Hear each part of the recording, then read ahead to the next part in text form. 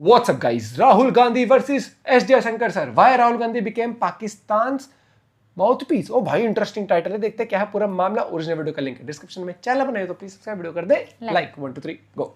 आपको पता है पाकिस्तान भारत से किस चीज में अच्छा है? शायद वहां की ऑपोजिशन पार्टीज भारत की ऑपोजिशन पार्टी से बेटर हैं अपने देश के लिए, क्योंकि मैंने बिलावल भुट्टो को वो करते नहीं देखा जो इस समय राहुल गांधी कर रहे हैं। भाई साहब गजब भांग बेची जा रही है इस समय देश में। सीधा कहें तो खाया भारत का जा रहा है और गाया पाकिस्तान का जा रहा है। तो जी हुआ क्या है कि EAM यानी कि external affair minister S. Jaishankar ने 17 मई 2025 को मीडिया के सामने ये बयान दिया था। At the start of the operation, we had sent a message to Pakistan saying we are striking at terrorist infrastructure. We are not striking at the military. So the military has an option of standing out and not interfering in this process. They chose not to take that good advice.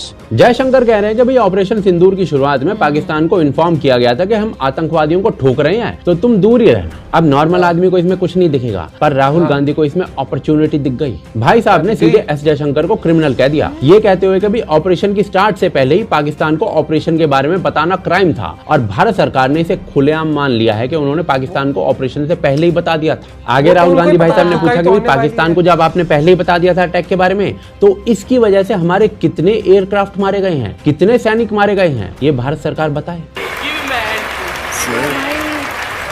बोल रहे हैं पर शक हमारे हैं। मतलब भाई साहब कह रहे हैं कि हमने ऑपरेशन सिंदूर करने से पहले पाकिस्तान को फोन करके बताया कि पाकिस्तान हम आ रहे हैं तुम्हें ठोकने। क्या बोल रहे भाई? मतलब भाई ऐसा नशा तालिबानी भी करना छोड़ चुके हैं। मुझे लगता है कि नशा डोनाल्ड ट्रंप मिलिंडा ताई के साथ बैठकर करता होगा बस, पर मैं गलत था। यहाँ तो ट्रक भर भर के सप्लाई हो रही है राहुल गांधी। और भाई जब हमारी आर्म फोर्सेस प्रेस कॉन्फ्रेंस करके कैटेगोरिकली ये कह चुके हैं कि ऑपरेशन के स्टार्ट में अटैक के तुरंत बाद पाकिस्तान को हॉटलाइन पर बताया गया था, तो क्या पेट में दर्द हो रहा है तुम्हें? Of our adversary, and even though we did attempt to reach out and communicate our compulsions to strike at the heart of terror to my counterpart in the immediate wake of Operation Sindoor, the request was brusquely turned down, with an intimation that a severe response was inevitable and in the offing. We were of course prepared. ये video साफ available है, viral भी करवाया जा रहा है, पर राहुल गांधी मान नहीं रहे हैं। 19 मई को फिर से कहने लग गई कि भाई S. जयशंकर की चुप्पी कान फोड़ने वाली है। मैं दोबारा से पूछता हूं, बताओ मोदी, भारत के कितने एयरक्राफ्ट इस वजह से मारे गए हैं कि पाकिस्तान को हमले के बारे में तुमने पहले ही बता दिया था। और भाई साहब ये सब ना तब पूछा जा रहा है जब हमारी आर्म्ड फोर्सेज ये ऑलरेडी कह चुके हैं कि ऑपरेशन सिंदूर अभी चल रहा है और ये सब बातें करना गलत है। 48 सेकंड का ये वीडियो पूरे देश को सुनना चाहिए। As for the details, what could have been, how many numbers, which platform did we lose, you know, at this time I would not like to comment on that because we are still in a combat situation, and if I comment on anything it will only be advantage adversary, so we don't want to give him any advantage at this stage. All I can say is that we have achieved our objectives that we selected and all our pilots are back home. Thank you. भाई देश की defence forces कह रही है कि चुप हो जा, पर राहुल गांधी जी तो ट्रंप वाला नशा करके चुप होने का नाम ही नहीं ले रहे हैं। और अकेले नहीं है, बयान वीरों की मंडली तैयार करके बैठे हैं। कोई ढोलक बजा रहा है, कोई डुगडुगी बजा रहा है, कोई ढोल ताशे बजा रहा है। The reality is that in the briefings that the army has done, they have accepted that some amount of loss has been borne by our armed forces as well. Does the country not deserve to know? Does the country not deserve to know? Have we lost jets? और उसके बाद जयशंकर इस तरह का बयान दें जो पाकिस्तान में और पूरे देश में, पूरे विश्व में हमारी हंसी उड़ रही है। इसलिए राहुल गांधी बार बार कह रहे हैं कि आप जवाब दीजिए इस फोरवार्निंग से। ये जो आपने पहले ही पाकिस्तान को बता दिया, इससे देश को क्या नुकसान, ये हमारे लिए जानना बहुत जरूरी है। देश के कितने हवाई जहाज गिरे, देश को क्या नुकसान हुआ और कितने आतंकी बच के भाग गए, ये जानना हम सबके लिए। और अपने इसी पराक्रम के कारण राहुल गांधी पाकिस्तान के टीवी चैनलों पर छाए हुए हैं। कितने भारतीय तैयारे तबाह हुए। भारतीय ऑपोजिशन लीडर राहुल गांधी का मोदी सरकार से एक बार फिर सवाल। भारतीय वजीर खारजा जयशंकर के इस दावे पर कि भारत ने पाकिस्तान को हमलों की पेशगी इत्तला दी थी। राहुल गांधी बोले जयशंकर की खामोशी सिर्फ मानी खेज नहीं बल्कि तबाहकुन है। जयशंकर के बयान की वीडियो दोबारा पोस्ट करते हुए राहुल गांधी ने कहा वो फिर सवाल करेंगे कि पाकिस्तान को ऑपरेशन का पता न होने की वजह से भारत ने कितने तैयारों का नुकसान उठाया।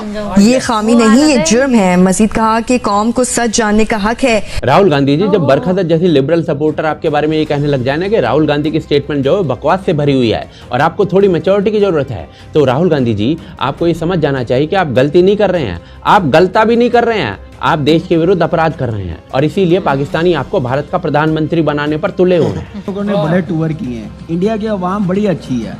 एक बंदा अपनी सियासत की खातिर ना पूरे इंडिया को दांव पे लगा रहा है। अब लोगों ने डिसाइड करना कि इंडिया के लिए क्या बेहतर है, कैसे ये चलेगा, कैसे इकोनॉमी को स्टेबल रखना, लोगों में रिलेशन कैसे बनाने हैं, अब उन पे फैसला उन्होंने क्या करना। अरबों लोगों का मुस्तकबिल एक बेवकूफ इंसान के हाथ में आ गया और वो खेल रहा है सबके मुसलमान इंसान टाइप।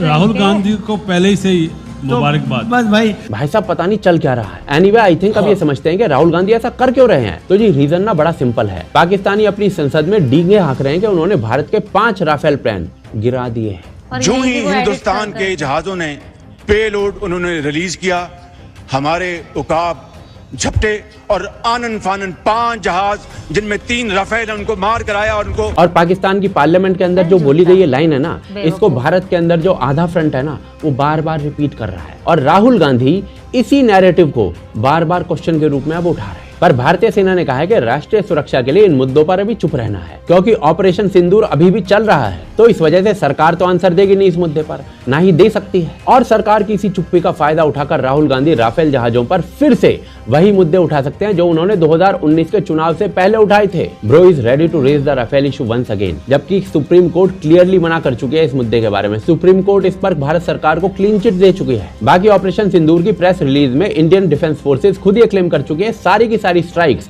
बिना कोई इंडियन एसेट के खोए की गई हैं। तो भाई बात ही खत्म हो जाती है ना, फिर क्यों उधम मचा रखा है। राहुल गांधी जी को एक्चुअली में जवाब देना चाहिए जो क्वात्रिची था उनका इनके परिवार से क्या संबंध था, ऑगस्टा वेस्टलैंड स्कैम कैसे हुआ, बोफोर्स स्कैम कैसे हुआ, बाकी इतने सारे डिफेंस स्कैम कैसे हुए।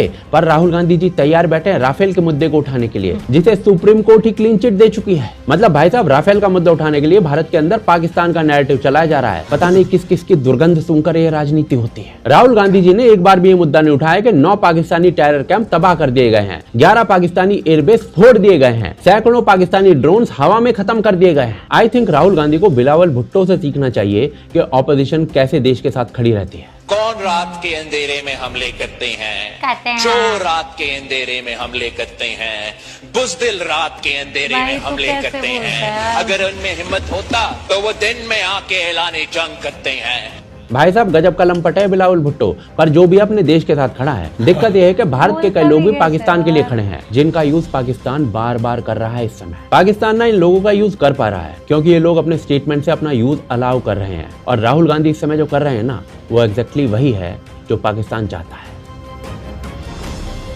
तो क्या फर्क क्या पड़ता है। ओपोजिशन हमेशा होता है, ओपोजिशन को हर चीज पर 2 रुपए सिलेंडर पर बढ़ जाए उस पर भी बोलना चाहिए, मैं मना नहीं करता। लेकिन कुछ सिक्योरिटी मैटर्स होते हैं तो उनके ऊपर थोड़ा सा सेंसिटिव मामला होता है और देश की सुरक्षा के लिए, देश के मनोबल के लिए, आर्मी के मनोबल के लिए, और जब तक के ऑपरेशन चल रहे हैं तब तक तो आपको इन चीज़ पे क्रॉस क्वेश्चनिंग करनी नहीं चाहिए। पर ये चीज़ मैंने देखी है कि जब एक टाइम पे इन लोगों की गवर्नमेंट थी तो मैंने इतने सारे जो कश्मीर में भी उनसे सुना है कि मतलब उनके ना हिसाब देने पड़ते थे उस टाइम। मतलब अगर हमें कुछ क्रॉस फायरिंग या बैक फायरिंग करनी है ना तो पहले फोन जाता था दिल्ली, मान ले सामने वाला पाकिस्तान वाला लगा था फायरिंग और आप जब तक आपको कॉल फाइनल ना हो जाए आप कुछ कर नहीं सकते थे। मतलब अगर कर दिया तो हिसाब 2 गोलियों, मतलब इन सब एक चीज हमेशा समझना, मैं ये कहना चाहता हूँ कि आपकी आर्मी को ना हमेशा फ्री हैंड होना चाहिए सबसे पहले तो, क्योंकि वो फ्रंट लाइन पर है, उनको पता है कि क्या चीज है। एक नेता बैठ के हायर लेवल पर डिसीजन ले सकता है कि भैया चलो ऑल इन ऑल आउट जाते हैं, लेकिन अगर कहीं पर आपको लगता है कि आपके देश के लिए दिक्कत हो रही है बॉर्डर पर भी, तो भाई ठोको। डिसीजन मेकिंग के वहां पर कमांडिंग ऑफिसर होते हैं, उनको पता होगा कि भैया अगर लग रही है ये दिक्कत, फोन जाएगा तब तक हमारी लोगों को नुकसान होगा। हर एक सोल्जर की लाइफ प्रीशियस होती है। सोल्जर सिर्फ आपके लिए जान देने के लिए, सोल्जर आपकी सुरक्षा और गलत गतिविधियों से बचाने के लिए। वो जान, लोगों को गलत फहमी में बता दूं, आधों के माइंड में क्या है, सोल्जर हमारे लिए जान भी दे देगा। क्यों दे देगा जान? जान से पहले वो आगे वाले की जान निकाले। हमारा एटीट्यूड ये होना चाहिए, जान जबरदस्ती। हाँ, और हमेशा मैं कहता हूँ कि भाई देखो, राष्ट्रहित में बात करो। और पहले का टाइम ये था, सोशल मीडिया नहीं था, तो नेता लोग ना ज्यादा उछल नहीं पाते थे इस तरीके से और अब कि कुछ कुछ भी, भी बात हाँ। आ गई तो सोशल मीडिया में हमारी पॉपुलैरिटी, हमारी मार्केटिंग हो जाए। अब क्या होता है, कुछ मुद्दों पर ना पॉलिटिशियंस, जैसे मेरे को तो वही आज भी गुस्सा आता है, वो उसकी शक्ल आ देते हैं सामने, मेरे सामने वो जो राफेल नींबू ये सब लेके बैठा था, मुझे तो आज भी ऐसा लगता है कि अगर दिख जाए ना उन्होंने भी डांटा, कौन है लोग ही वो, सुधार दें उस इंसान को। जो जनरल बख्शी है ना, और जो उन्होंने ऐसी बेवकूफ वाली सर हरकतें करता है ना, जो आर्मी का मजाक उड़ाता है या देश का मजाक उड़ाता है, वो राफेल लेके क्या दिखाना पता है, चाहता था? ये ना क्लियर होना चाहिए कि अगर आप बिल्कुल ही ऐसे एंटी नेशनल ये चीजें मतलब बोल रहे हो, स्पेशली तो उसके भाषणों का बैन लगा दो 3 महीने तक का। वो इनफैक्ट किसी, मैं तो कह रही हूँ बीजेपी का, वो किसी भी कंट्री का हो, और ये होना चाहिए। सारे न्यूज मीडिया आउटलेट्स में चला जाए कि इस इंसान के भाषण 3 महीने तक नहीं चलेंगे, और उसको भी ये वार्निंग दी जाए कि वो भी कहीं सोशल मीडिया पे अपने अकाउंट से भी कुछ नहीं पोस्ट करेगा। जया, एक यूट्यूबर के लिए जब हो जाता है कि कोई वीडियो अगर गलत है तो यूट्यूब खुद हमें कह देता है इतने दिन का बैन, इतने दिन का, ये चीज अपना पॉइंट भी शेयर कर सकते हो। Bye bye, take care.